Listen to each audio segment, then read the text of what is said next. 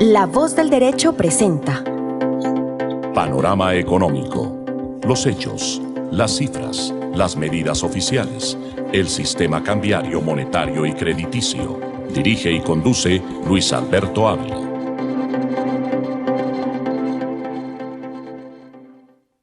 Bienvenidos a Panorama Económico con la dirección general del doctor José Gregorio Hernández Galindo. Les acompañaremos hoy Alejandro Velandia, Jimena Charri, Alberto Ávila y en el Control Master el ingeniero de sonido Luis Daza. Iniciamos este análisis internacional en Panorama Económico relacionado con la caída del Producto Interno Bruto en Rusia.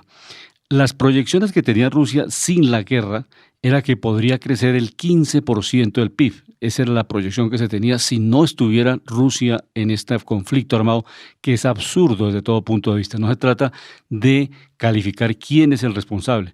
Sencillamente el denominador común es que la humanidad no se puede destruir de esa manera. O sea, podemos tener las diferencias más grandes, pero para eso están los organismos internacionales, Naciones Unidas, la Unión Europea, las distintas instancias que se han venido creando para poder solucionar los conflictos, y lamentablemente la comunidad internacional, a través de estos mecanismos de solución de conflictos, de acercamiento, de intermediación, no ha sido posible, y esta guerra pues sigue dejando vidas, sigue dejando familias enteras, migración, todos los problemas sociales que esto significa para la humanidad, países que tienen que recibir a migrantes, familias destruidas, familias separadas, niños sin padres, en fin, esas son las consecuencias de la guerra, llámese como se llame el responsable.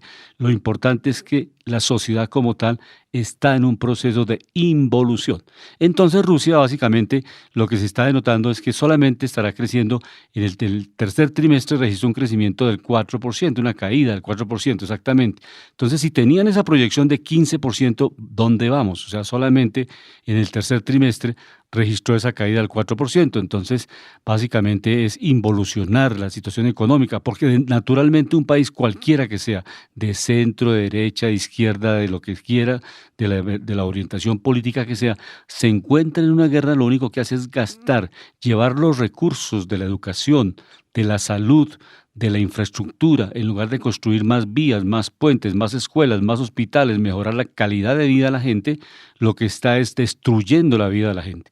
Y esa es la lamentable situación en que se encuentra Rusia y en general los más de 15 conflictos que hay en todo el mundo, que eso significa es más gasto militar, más destrucción de la infraestructura y, repito, pues una caída en el crecimiento económico. Esa es la relación, Alejandro Velandia, del análisis de contexto que hacemos acá siempre en Panorama Económico, sin tener en cuenta una mirada sesgada de fanatismo, sino con la objetividad que debe caracterizar al periodismo. El periodismo lo que hace es investigar, analizar los hechos económicos, los hechos que se cumplen en el mundo y ver las distintas miradas. Esa es la construcción de opinión pública.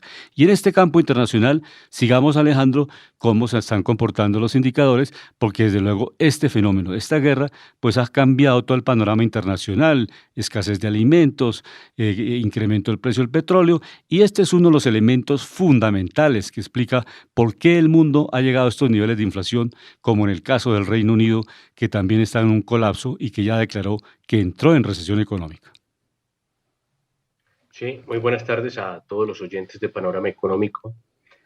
Mis estimados colegas Luis Alberto Ávila, Jimena Charri, ingeniero de sonido Luis Daza y director José Gregorio Hernández Galindo. Estamos mirando los movimientos internacionales, hablando de Rusia. Recordemos que Rusia es un gran tenedor de materias primas, es un gran proveedor de gas, de petróleo, de fertilizantes, de metales a nivel global, y es uno de los actores importantes dentro de este sector de materias primas. También miramos que hay países en el mundo que, por ejemplo, han tenido un buen margen, un buen manejo del tema de inflación, vamos a recordarlo. Miramos, por ejemplo, comenzando con el caso de China. China en este momento tiene una inflación del 2.1%, venía con una inflación del 2.8%.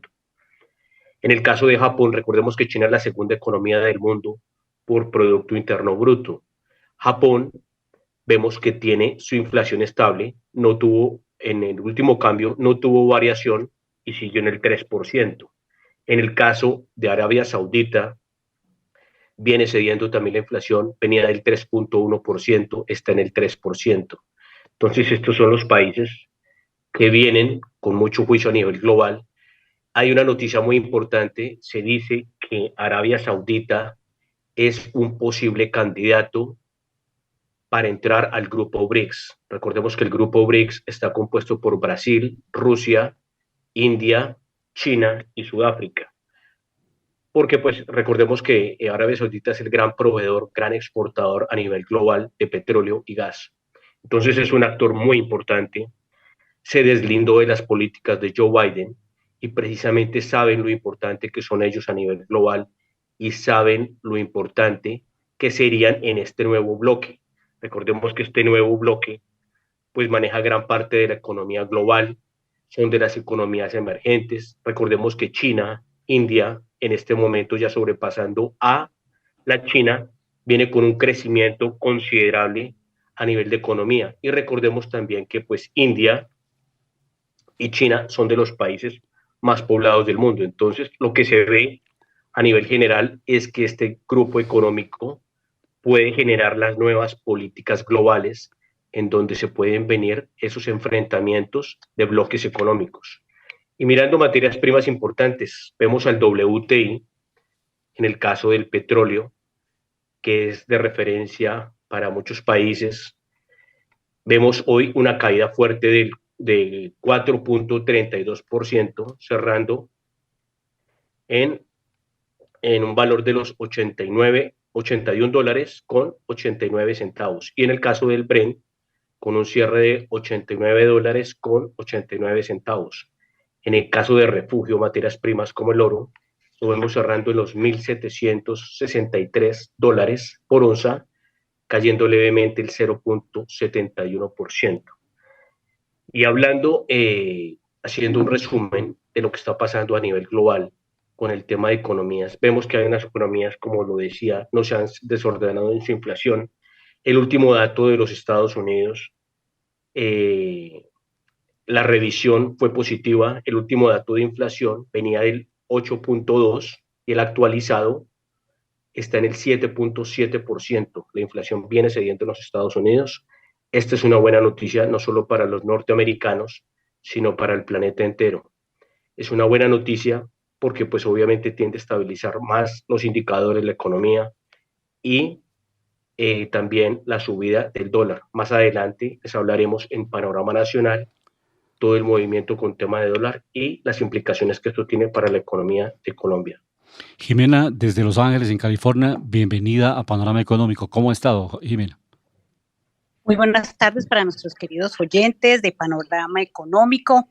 Pues les cuento que ya tenemos una diferencia horaria de 3 horas. En este momento son las 12 del mediodía. Estamos a 23 grados y máximas de 24 grados para este fin de semana.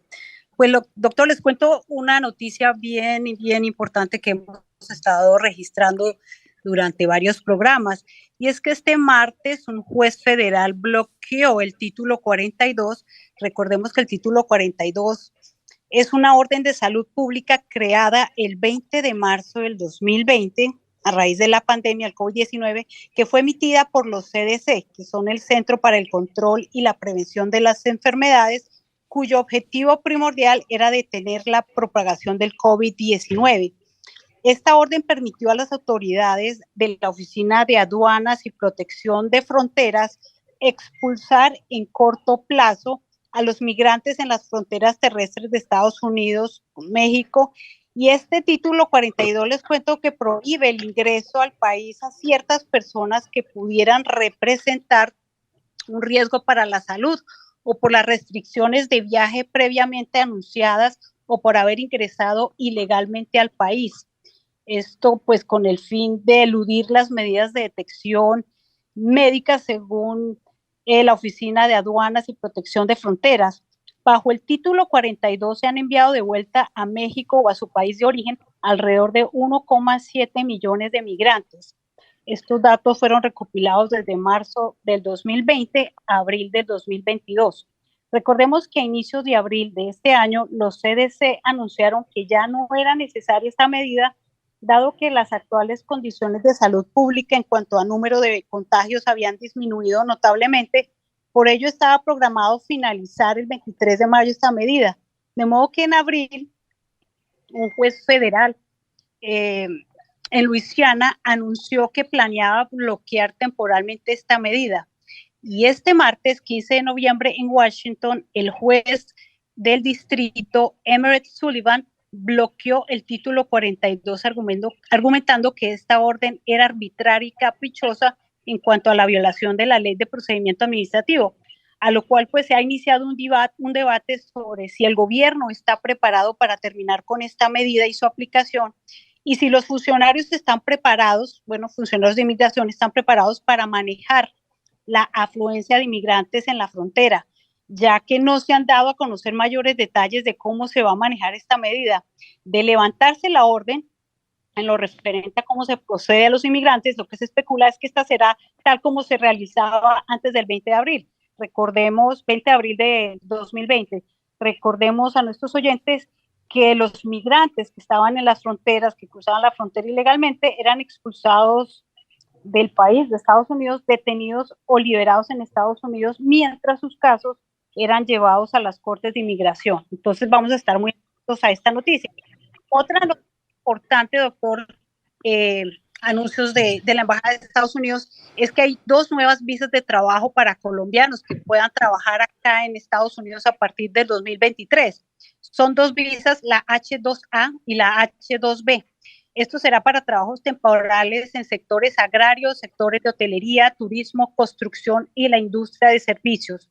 Para ello, pues deben contar con el patrocinio de una empresa norteamericana y llenar una forma de link 129. Entonces pueden ir consultando en la página de la Embajada de Estados Unidos, pero una noticia muy positiva para todos los colombianos que quieren venir legalmente acá a Estados Unidos. Jimena, una pregunta. ¿Tú sabes cómo quedó constituido el Senado y la Cámara en Estados Unidos con las nuevas elecciones? Sí. Bueno, quedaron 5, el control del Senado quedó a cargo de los demócratas con 5 escaños. Esto se dio con los últimos votos de Nevada y Arizona, y la Cámara de Representantes con 218 escaños necesarios para la mayoría de Cámara del Congreso. Esta la tendrá los republicanos. O sea, sale Nancy Pelosi de la presidencia de la Cámara. De acuerdo, eso lo han registrado los medios de comunicación a nivel nacional e internacional. Cámara, control republicanos; Senado, control demócratas. Ese es el balance. Y Nancy Pelosi. Hasta acá va Nancy Pelosi, ¿no? Sí, obviamente ya no preside la Cámara ni preside la bancada porque no tiene la mayoría. Esa es la relación de la democracia. Perfecto. Entonces ya la Cámara pasa a mano de republicanos. Sí. Y el Senado sí va para manos demócratas, ¿cierto? Sí, queda 51 votos, 50, 51. 50 queda en demócratas, y la Cámara de Representantes que 218. Sí. Igual les cuento que si hubieran quedado 50 y 50, Kamala Harris hubiera podido votar y hacer la diferencia para que ganara. Hace la mayoría. Ella tiene el voto de diferencia, ¿no? En el Senado. Sí. De acuerdo. Para hacer mayoría. Sí, entonces esa es la relación.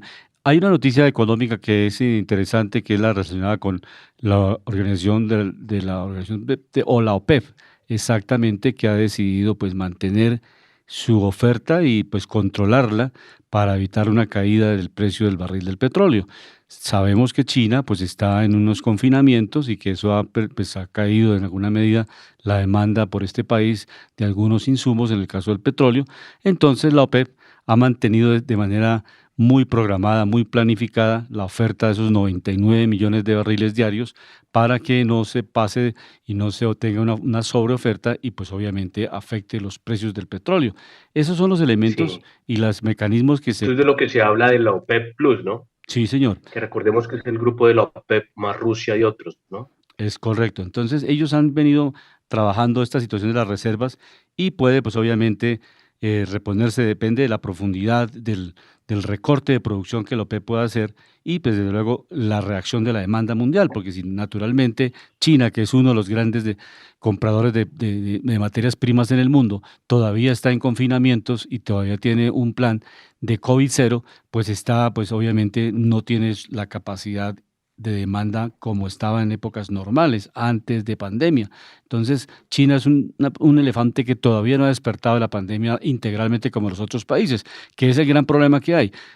Se despertó de la pandemia cuando tuvimos un colapso, un choque de oferta y de demanda, porque se paró la producción, se paró todo el aparato económico, y una vez despierta, pues reacciona mucho más rápido el aparato, la demanda que la oferta, y ese es un choque también que da para el problema que tenemos de inflación. O sea, no es que haya habido una demanda exagerada, sino simplemente que la producción no puede reaccionar. Uno no puede apagar motores y apagar una planta de producción y colocarla en 2 o 4 o 5 días ya plenamente a producir nuevamente, sino que hay De procesos acuerdo. productivos que se demoran más tiempo. Es lo mismo que Sí, lo que se llaman los procesos en la cadena de valor. exacto, y la logística internacional, el transporte. Entonces, hay una explicación global que ha sido un problema de oferta, más no que la población mundial tenga una capacidad de compra impresionante y que eso De explique acuerdo. para que tenga que subir los bancos centrales la tasa de interés porque es que la gente está comprando demasiado. No, la gente no tiene capacidad de compra. Si usted tiene en Colombia Sí, no, no es por ese lado. 42% de personas informales sin tener ingresos ni tener ninguna capacidad de compra efectiva, pues obviamente no, uno ve en las plataformas comerciales la gente comprando a veces a crédito, entonces porque no les alcanza el salario mínimo. Entonces esa relación es muy explicativa, es un problema de un choque de oferta, o sea, no ha podido reaccionar la oferta mundial. Tenemos unos problemas de logística internacional, de transporte de mercancías, de materias primas que no han podido suministrarse. Y obviamente viene la guerra, y la guerra también pues obstaculiza la oferta de alimentos de Ucrania, de mismo Rusia, los fertilizantes, todo eso, pues ha frenado la oferta de bienes y servicios, y es la explicación de fondo porque estamos en esta etapa, viviendo esta etapa crítica. Y les comentaba al comienzo del programa lo del Reino Unido, que también es preocupante porque pues es un país referente en el mundo, ha sido uno de los imperios importantes, y el Reino Unido pues ha declarado que entra en recesión económica. Entonces esto ya es un juego de naipes, como Rusia entra en recesión, entra el Reino Unido, y obviamente la Unión Europea también tiene la gran posibilidad de entrar en esta etapa de recesión económica, y esto genera toda una banda comunicadora, una banda de transmisión hacia Latinoamérica, los mismos Estados Unidos, que pues obviamente influye porque naturalmente cae la demanda al Reino Unido, cae la demanda a la Unión Europea, y naturalmente afecta al resto del mundo. Alejandro. Sí, y por eso, profesor Luis Alberto, es importante explicarle a los oyentes y a los que siguen la economía que esto se basa es en decisiones, ¿no? Miramos que, por ejemplo, la zona euro empezó a entrar en números en rojo, fue precisamente por ponerse a sancionar a Rusia, unas sanciones absurdas. ¿Absurdas por qué? Porque, pues, ¿quiénes provee gran parte de la energía a los europeos? Pues Rusia, el petróleo, el gas, ellos dependen de esto. Se ponen a hacerle caso a la administración de Joe Biden, de sancionarlo, ¿quién pierde? Pues obviamente Alemania. Los costos de la energía se le multiplicaron por 3 y por 4. Al multiplicarse los costos de la energía, ¿qué es lo que empieza a pasar? Pues la industria de estos países se vuelve más costosa. Al volverse más costosa, empieza a afectar precisamente la competitividad a nivel internacional. Hay menos compras. Al haber menos compras, hay menos contrataciones. Y hablando de esto, ya es un efecto sistémico a nivel global. Se vienen muchos recortes de empleo. No solo hablábamos de Amazon, de Facebook, de Twitter y de muchas empresas, no solo en Estados Unidos, sino a nivel global, de grandes recortes. Y haciendo un resumen, los problemas de la pandemia, claro, pero es que la pandemia no fue la que creó la inflación, fueron las malas políticas. Hubo países que casi no cerraron medios de producción y les fue muy bien. Tienen inflaciones ordenadas, no se cayeron mucho, tienen sostenibilidad fiscal, tienen sostenibilidad presupuestaria, tienen buen balance comercial. Entonces son decisiones las que sacan un país adelante. Pero, por ejemplo, cerrando en este momento con las acciones más transadas, las acciones líderes dentro del mercado del New York Stock Exchange, vemos a ExxonMobil, que es la petrolera. Recordemos que hoy el petróleo está cayendo fuertemente, más de 4% a la baja, más sin embargo, ExxonMobil está cambiando hoy negativo en menos el 0,64%. La caída es leve y cierra en los $112 con 19 centavos. Acciones como las de Twitter que hablábamos, hoy está en los $53 con 70 centavos, está 0% estable.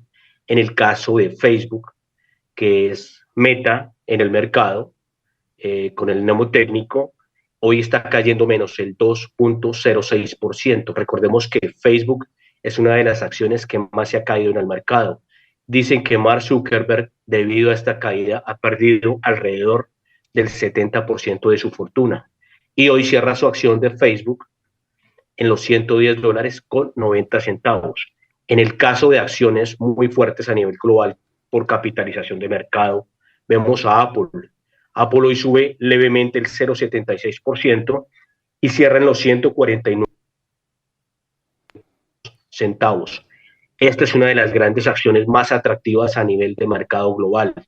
Primero porque está en un sector que es tecnológico, que lleva muchos años de depuración, lleva muchos años fortaleciéndose y también lleva muchos años demostrándole al mercado y a los grandes fondos internacionales que es de las acciones que más generan rentabilidad en operación. Son de las más apreciadas en el mercado. Recordemos que grandes gestores de fondos como Berkshire Hathaway, en cabeza de Warren Buffett, pues ya tiene gran parte de su paquete accionario dentro de esta compañía. Entonces son de las compañías modelos a seguir y pues haciendo un paralelo con más adelante con Ecopetrol, porque pues Ecopetrol recordemos que también es una compañía, aparte de que de pronto no tiene muchas salas de transformación o no es tan completa dentro de su modelo de negocio, es una de las compañías más rentables del mundo, lo recordábamos, por la generación de utilidades y dividendos que sacó. Entonces es un aplauso y por eso hay que cuidar los activos que son tan estratégicos. Muchos fondos a nivel global, fondos de pensiones, se refugian en este tipo de acciones para proteger precisamente los ahorros y todos los aportes de que las personas hacen para asegurar su pensión en su vejez. Perfecto, Alejandro. ¿Y cómo le parece, Jimena, que en el Reino Unido 11,11%, 11,1% es la inflación del Reino Unido? Es una situación que hace 41 años no se registraba. ¿Cómo le parece, Jimena? Quería hacer un breve comentario referente a la pregunta que me hizo Alejandro, para hacerla como más precisa. Es que 50 escaños quedan en control de los republicanos, con 50 escaños, y la Cámara de Representantes queda en los republicanos con 218 escaños necesarios para tener la mayoría. Recordemos que eran 435, ¿no? Esos son el número total de representantes. Jimena, pero una pregunta, ¿la mitad son 218? No.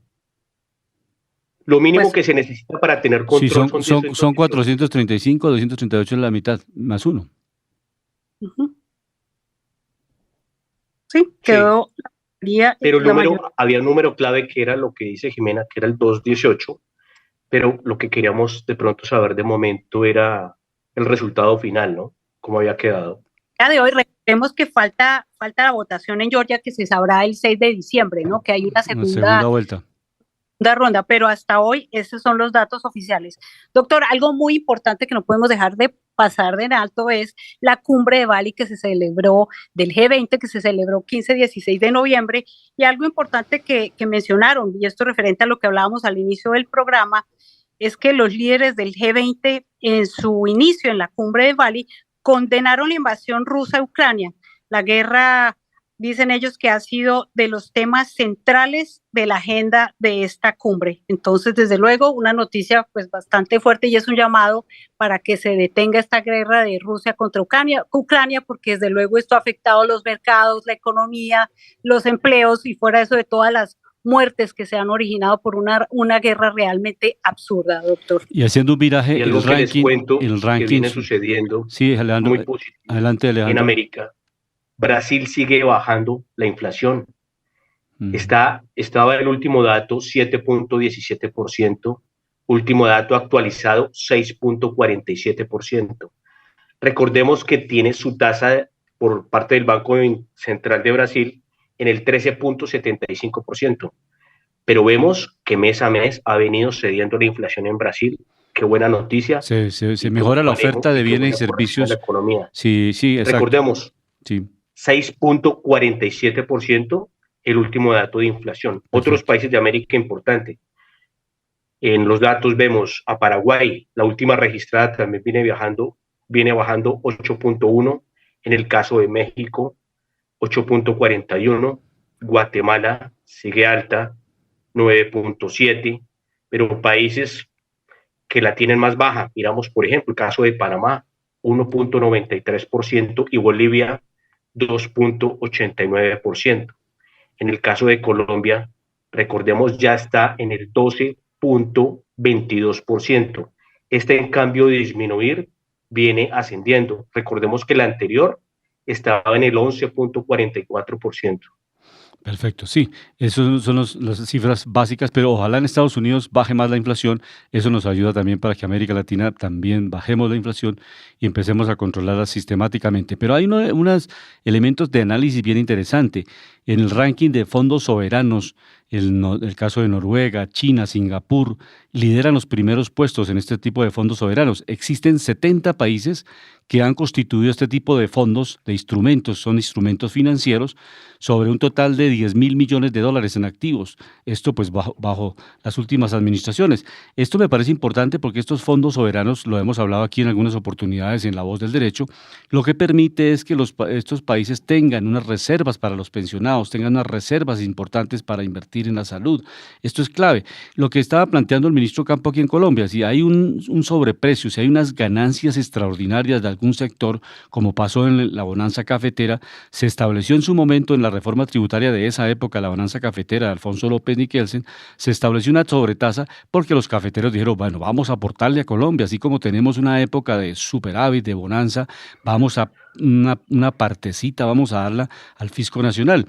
Ese mismo argumento se planteaba por parte del ministro de Hacienda en las sobretasas de la renta, cuando la renta sube, el precio del petróleo está por encima de los $90, $92 el barril, una sobretasa que le permita al Estado colombiano, que es finalmente el dueño del subsuelo colombiano, es el que presta la plataforma para que lleguen privados, nacionales o extranjeros a hacer la explotación de ese petróleo, de ese gas. Entonces, ahí ratifica eso. Y lo importante es lo estratégico que alguna vez hablábamos con Alejandro, es que los países tengan esa visión estratégica o fundamental para constituir estos fondos soberanos que permitan establecer unos colchones financieros para invertir estratégicamente en otros sectores económicos. Con esos recursos también se puede ir haciendo la transición energética, o sea, acumular recursos de una bonanza de petróleo y gas y trasladarlos a esos fondos soberanos que permitan a un país asumir inversiones de mediano y largo plazo que permitan coexistir los dos, petróleo, gas, hidrógeno, y vayamos avanzando muy fuertemente en la transición energética. Entonces, esos fondos soberanos son un ejemplo para el país y para varios que todavía no lo hemos hecho de manera técnica y adecuada. Sí, hay algo que quería comentar y pues me parece muy buena esa apreciación, pero algo que hay que destacar, esos fondos soberanos llegaron a ser muy fuertes gracias a un buen manejo y una buena política, que obviamente esos fondos son un ejemplo a nivel global y parecen fondos así como el manejo que tiene un BlackRock, que es uno de los fondos más grandes del mundo, fondos privados, que manejan a más de 9 billones de dólares. 9 billones en matemáticas, ¿no? Sí. Que es prácticamente como el 40% de la economía de Estados Unidos. Fondos, por ejemplo, como el de Noruega, los fondos cataríes, los fondos emiratíes, fondos de países nórdicos, también, por ejemplo, Singapur también hace parte de ese club, pero precisamente porque tienen unas prácticas de desarrollar el país, de generar eficiencia financiera. Pero hay algo que yo quería como hacer una interlocución con el profesor Luis Alberto. Estos gobiernos, cuando no saben, los gobiernos latinoamericanos, sobre todo muchos socialistas, cuando no saben crear dinero, lo que hacen es derrumbar la economía. Lo que hacen es, a través de sus políticas, por ejemplo, que si se sube la producción de un sector económico, entonces que el gobierno les quiere quitar dinero, yo no estoy de acuerdo con eso, porque eso es quitarle precisamente el alma al mercado y el alma a la propiedad privada. Cuando un gobierno maneja las políticas económicas de esa forma, es cuando está siendo disruptivo en lo esencial, que es el respeto a la propiedad privada. Estamos de acuerdo que deben haber impuestos, pero ¿qué nos enseñan estos países que son eficientes? Hablamos de Irlanda, está dentro de los primeros calificados a nivel global.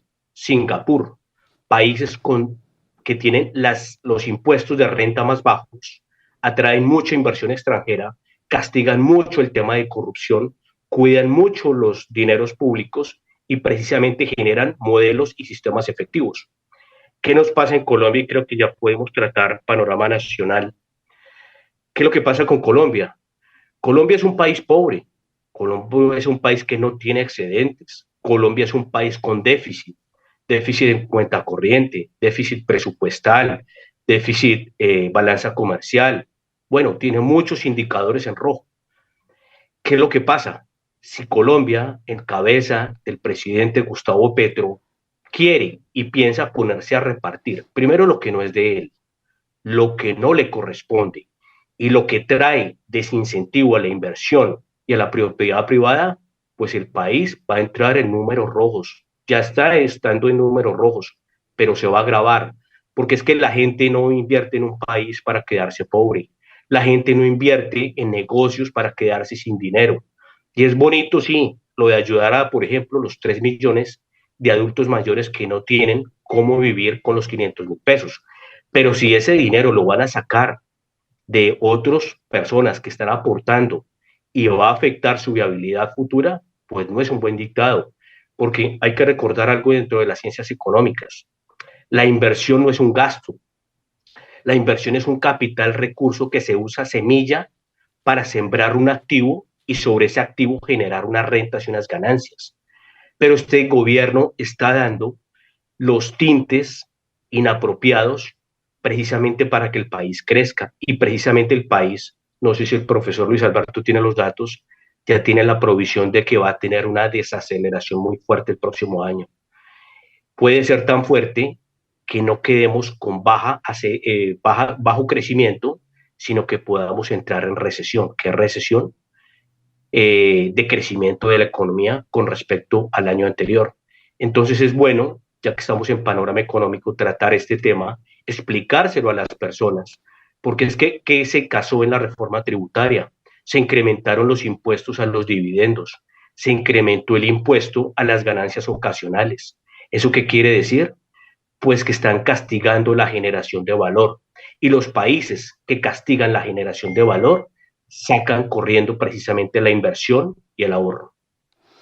Jimena, vamos a analizar los principales elementos, los 3 pilares de la reforma pensional que propone el gobierno del presidente Gustavo Petro. Esta reforma se presenta ya el año entrante, más o menos en el mes de marzo, pero ya se conocen algunos elementos básicos. El Ministerio de Trabajo reveló 3 bases del proyecto que no es todavía definitivo. Es como le hemos comentado varias veces acá, está el Congreso de la República, está funcionando, está la democracia activa. Eso quiere decir que este proyecto pasa por el Congreso, los distintos partidos lo estudian, le hacen modificaciones, intervenciones que van, vienen en las comisiones económicas, igualmente en las plenarias de Cámara, la plenaria de Senado, si se hacen conjuntamente, si hay una solicitud de trámite de urgencia del proyecto, pues se reúnen de manera conjunta Cámara y Senado para darle la aprobación a este tipo de proyectos y básicamente, así como se trabajó la reforma tributaria, esencialmente es un procedimiento en el cual las comisiones se estudian, se elaboran las ponencias, hay puntos de vista distintos, hay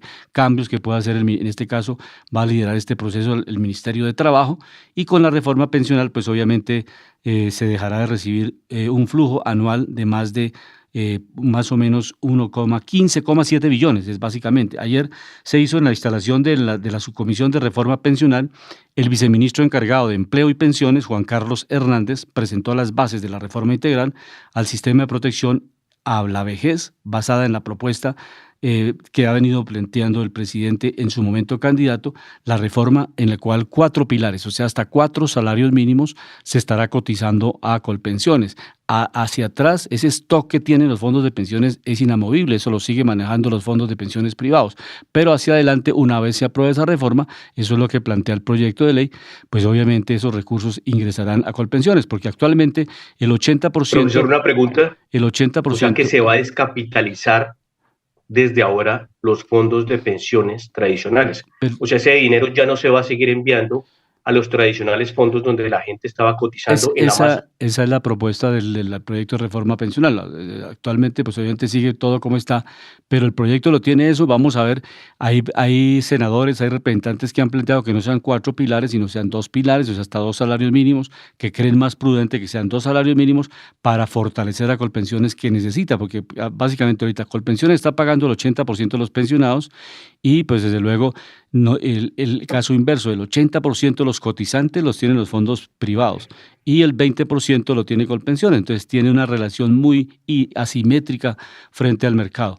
Eso es lo que está buscando. Jimena, ¿qué otros elementos tiene estos principios generales del proyecto de la reforma pensional? Claro que sí, doctor. Pues recordemos el primer eje, es el eje solidario.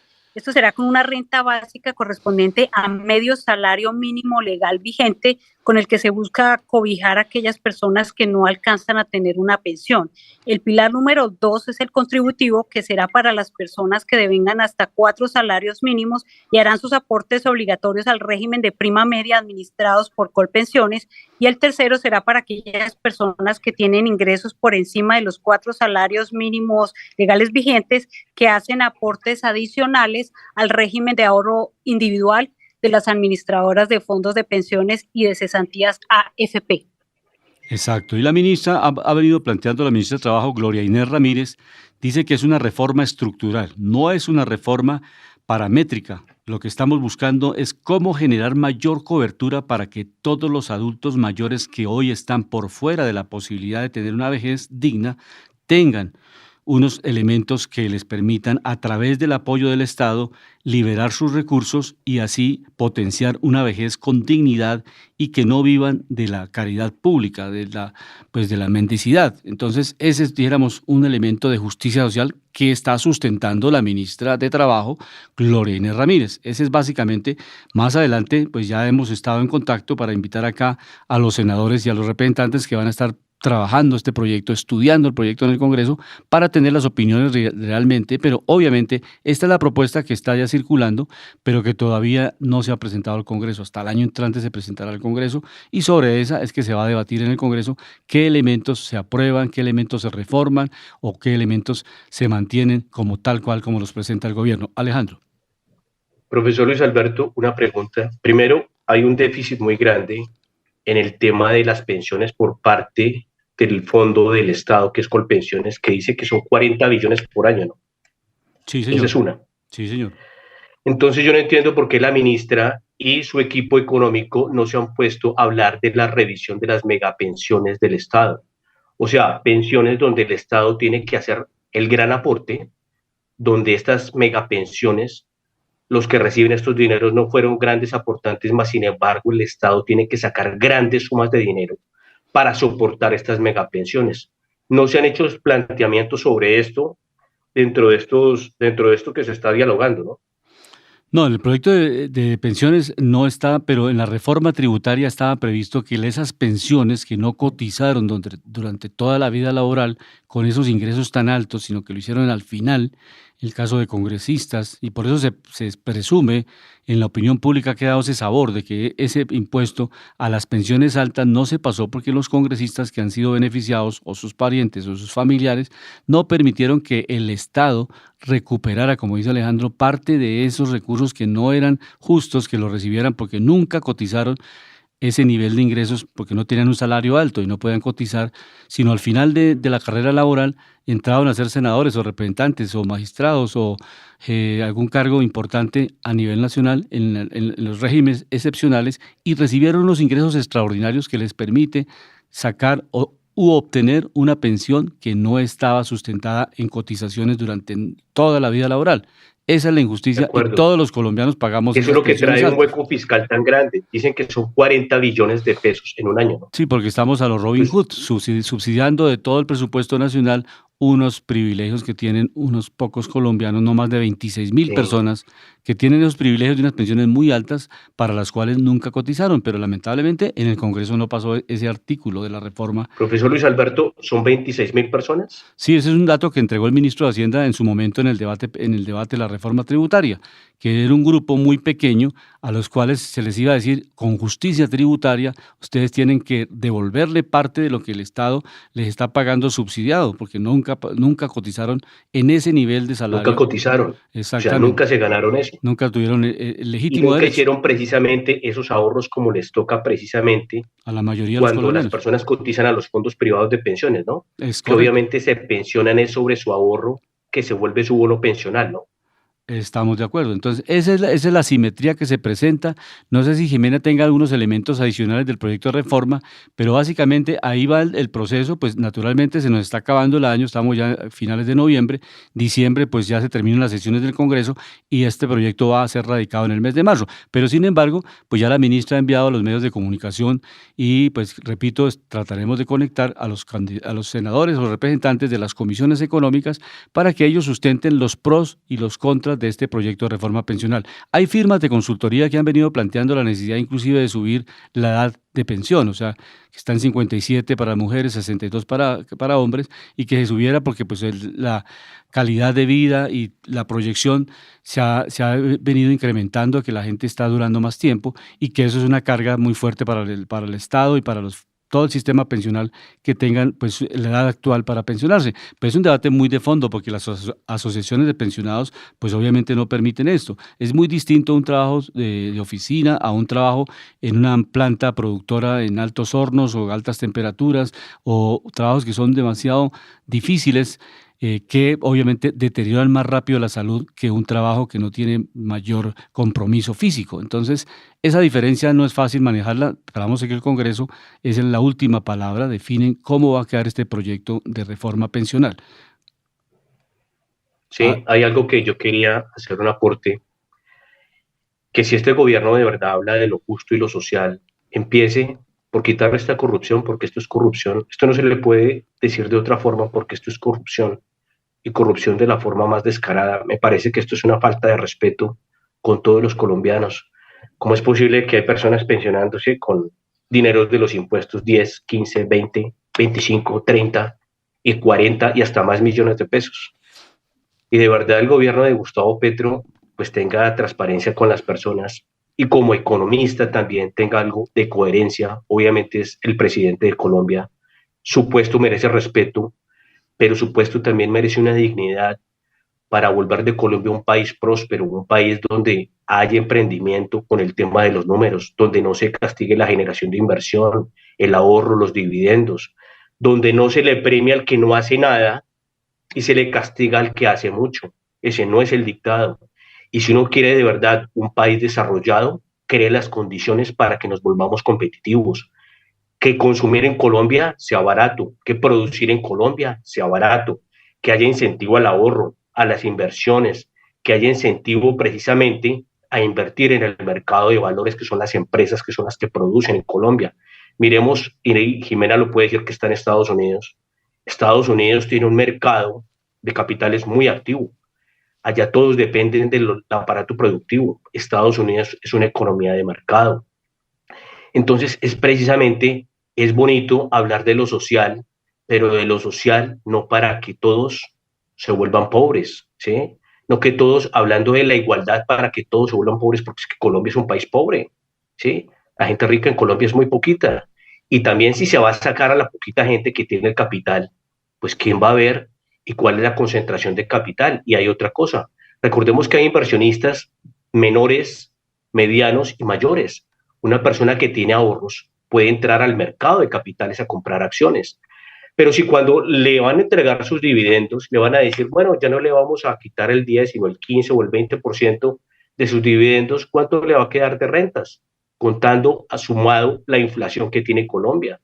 Entonces, presidente y equipo económico, no le digan más mentiras a la gente. Y por favor, apliquen lo que se ha usado bien en el planeta. Hay países que muestran éxito. No siempre se es exitoso con altos impuestos. Eso degenera el valor, degenera la inversión, saca corriendo a la gente.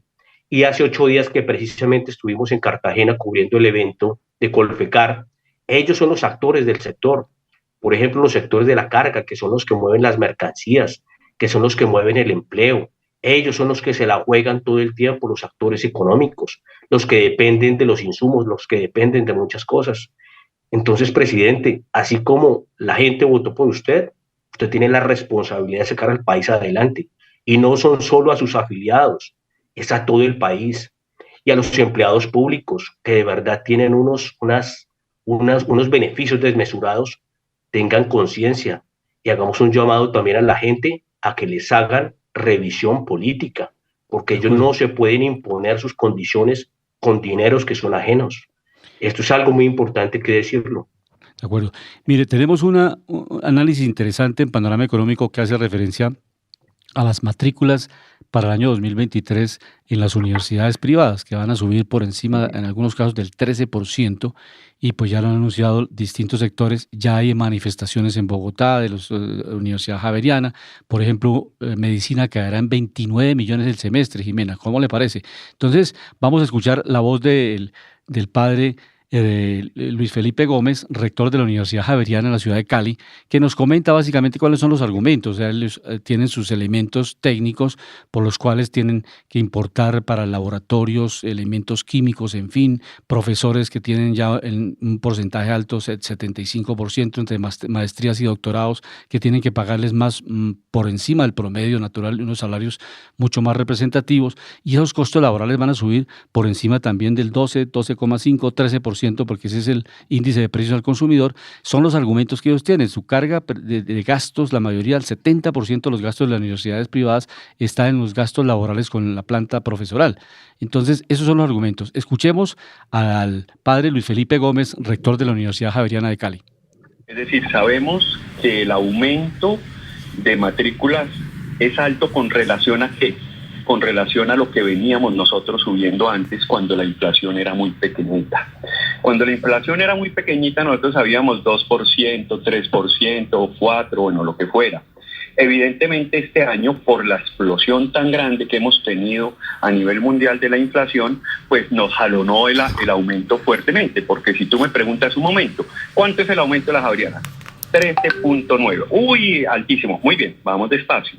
12.5 es la inflación, que seguramente ustedes en los comentarios económicos han dicho que es más o menos la que prevén los analistas.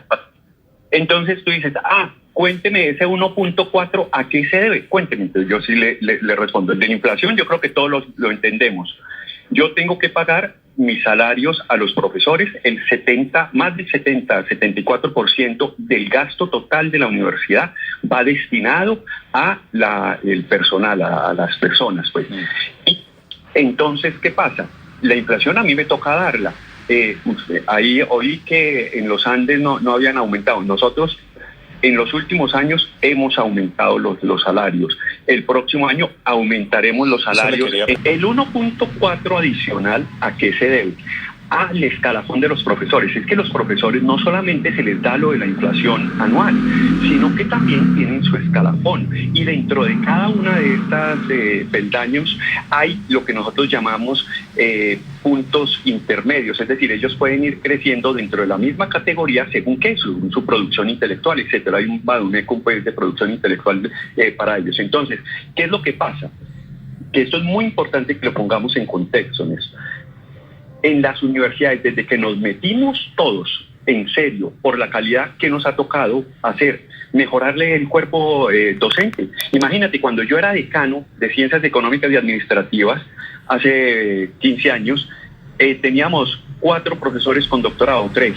Hoy, más de la mitad de la planta full time está con título de doctorado. Eso vale plata y ese es el famoso escalafón. En el caso de la Javeriana Cali, eso yo sé que depende de cada universidad, el solo movimiento de los profesores inferior en el escalafón, además de la inflación, nos cuesta entre 1 punto y 1.5, según el movimiento que haya en cada año.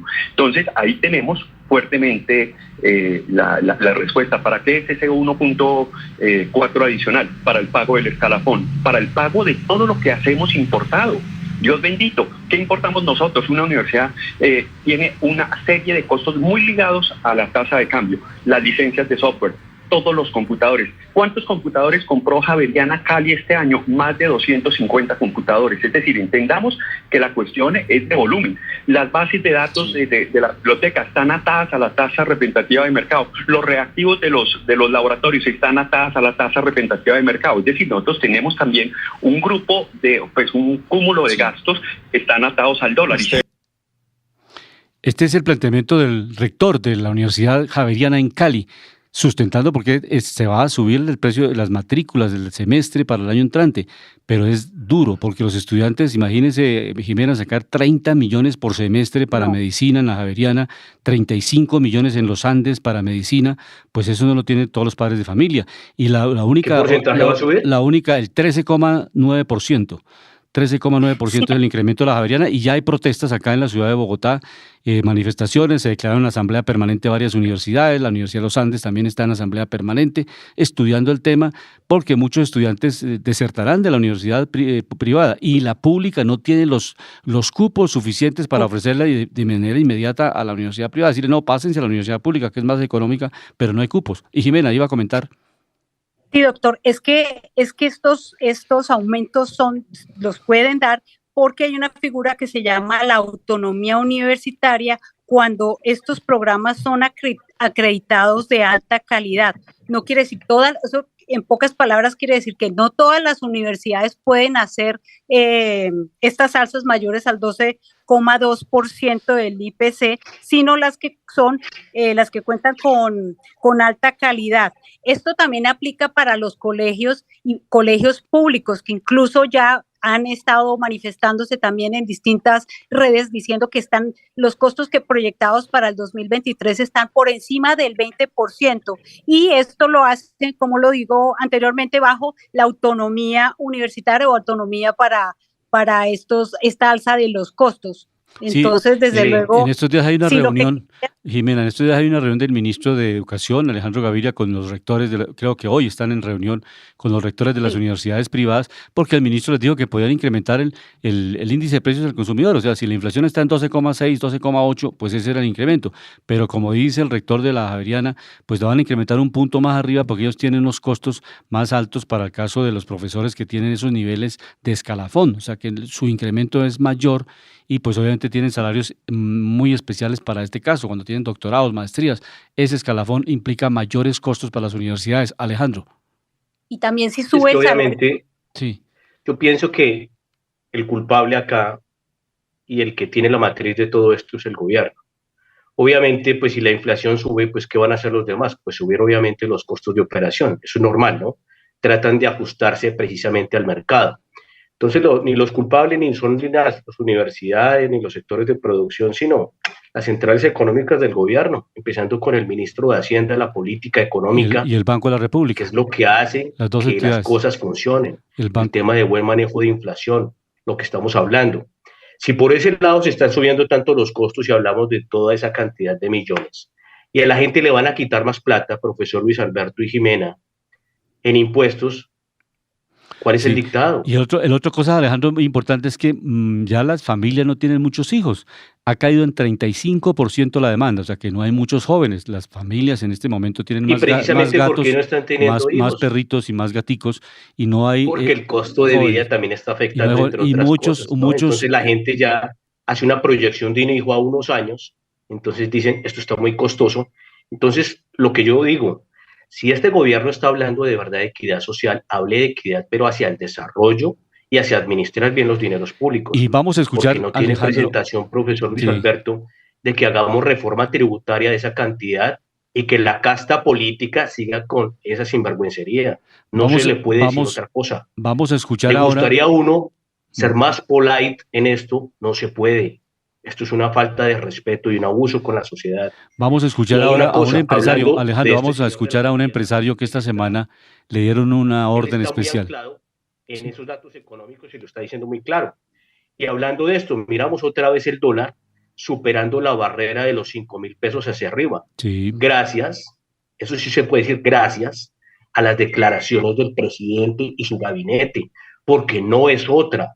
¿Y por qué lo decimos? Porque es que cada rato que él habla de política económica, pone en riesgo la seguridad energética del país, la viabilidad de las pensiones, la viabilidad de la inversión, la viabilidad de las petroleras. Ya dijeron que hay varias petroleras que van a salir de Colombia y otras que van a demandar al Estado por estar cambiando temas de contratación, temas de tributación y otra serie de cosas. Las reglas de juego. Miramos que hoy el dólar pero mire está Alejandro, cerrando. hagamos un paréntesis porque vamos a escuchar a Luis Carlos Sarmiento Angulo, que recibió un premio muy importante y nos da una historia de vida, cómo se formó de ingeniero en la Universidad Nacional, cómo inició su proceso, cómo ha contribuido también. Él construyó un edificio, se lo donó a la Universidad Nacional. Escuchemos a Luis Carlos Sarmiento Angulo, que es el presidente del Grupo Aval en Colombia. Cuyas aulas recibí la preparación académica que ha sido el más invaluable aporte en mi desempeño profesional y recibí el diploma de ingeniero civil a la edad de 21 años. En esa época la carrera duraba 6 años y las materias se cursaban en periodos anuales, no semestrales. Solo había ingeniería civil sin ramas ni especializaciones. Era una formación integral y profunda en carreteras, ferrocarriles, cálculo de estructuras, ingeniería de salud pública, alcantarillados, acueductos, centrales hidroeléctricas y, en fin, en otros campos de acción de la ingeniería, además de administración de empresas y contabilidad, temas estos últimos que me han permitido ampliar mis realizaciones al sector financiero. Estando en cuarto año de ingeniería empecé a trabajar a tiempo parcial, por eso cuando me gradué ya tenía empleo en una compañía de ingenieros y empecé mi carrera profesional construyendo la carretera Bogotá-Choachí en 1957. Luego de 2 años empleado en esa empresa, decidí independizarme y abrir una oficina propia para conseguir contratos de obras. Alquilé una oficina de 14 metros cuadrados en donde trabajamos 3 personas, el contador, el secretario y yo, que era el gerente. Desde ese momento y por muchos años me dediqué a ejercer mi profesión construyendo todo tipo de obras de ingeniería en muchas regiones del país. Adicionalmente, desde 1961, con algunos socios comenzamos la actividad de construcción de vivienda en serie. Posteriormente, desde 1971, sin descuidar las actividades de ingeniería y construcción, y cuando ya había podido crear un capital, incursioné en el sector financiero. Ese año compré el Banco de Occidente y al año siguiente fundé la Corporación de Ahorro y Vivienda Las Villas y la Compañía de Seguros Alfa. Desde ese momento hemos crecido de forma orgánica y hemos adquirido más de 25 bancos y entidades financieras que he ido fusionando para llegar a tener los 4 bancos, Bogotá, Occidente, Popular y Villas, que constituyen nuestra actividad central en el sector financiero, actualmente agrupados en Grupo Aval, entidad que creamos en 1994 y donde también se reúnen la Administración de Fondos de Pensiones y Cesantías por venir y la Corporación Financiera Colombiana, ambas líderes absolutos en sus respectivos campos. Quisiera resaltar brevemente el trabajo de Colficolombiana, que además de ser una de las mayores empresas en el desarrollo de obras de infraestructura vial, tiene un gran impacto en el país a través de sus inversiones en múltiples empresas industriales y de sus actividades agrícolas, principalmente en caucho y palma. Más recientemente, desde el 2010, además del crecimiento en Colombia, hemos internacionalizado nuestro grupo financiero con varias compras en Centroamérica. BAC, Credomatic, banco que opera en toda la región, Multibank y la sucursal del BBVA en Panamá y el Grupo Reformador en Guatemala.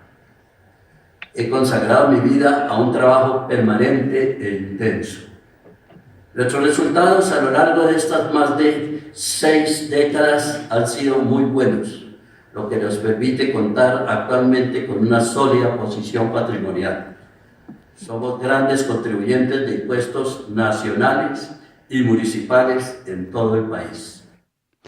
Es la intervención del doctor Luis Carlos Sarmiento Angulo, uno de los empresarios que ha sido homenajeado en esta semana como uno de los empresarios, como uno de los líderes que ha generado pues más de 120,000 empleos, con todas las dificultades y desde luego con las críticas de distintos sectores, pero realmente son hechos económicos. Está el sistema financiero funcionando. Siempre hemos manifestado que es necesario bajar las tasas de colocación, que América Latina el promedio de las tasas de colocación son más bajas, pero que eso no niega la importancia de generar empleo, de crear empresa en los distintos sectores, así como está el grupo empresarial antioqueño, el GEA, está también pues este grupo que es el Grupo Aval, que está en el centro del país, en la capital de la República. De esta manera llegamos al final de Panorama Económico con la dirección general del doctor José Gregorio Hernández Galindo. Hoy les acompañamos Jimena Charri desde Los Ángeles, California, en Estados Unidos, Alejandro Velandia, Luis Alberto Ávila y el ingeniero Luis Daza. Hasta pronto. La Voz del Derecho presentó Panorama Económico. Los hechos, las cifras, las medidas oficiales, el sistema cambiario, monetario y crediticio, la agricultura, la industria, en La Voz del Derecho.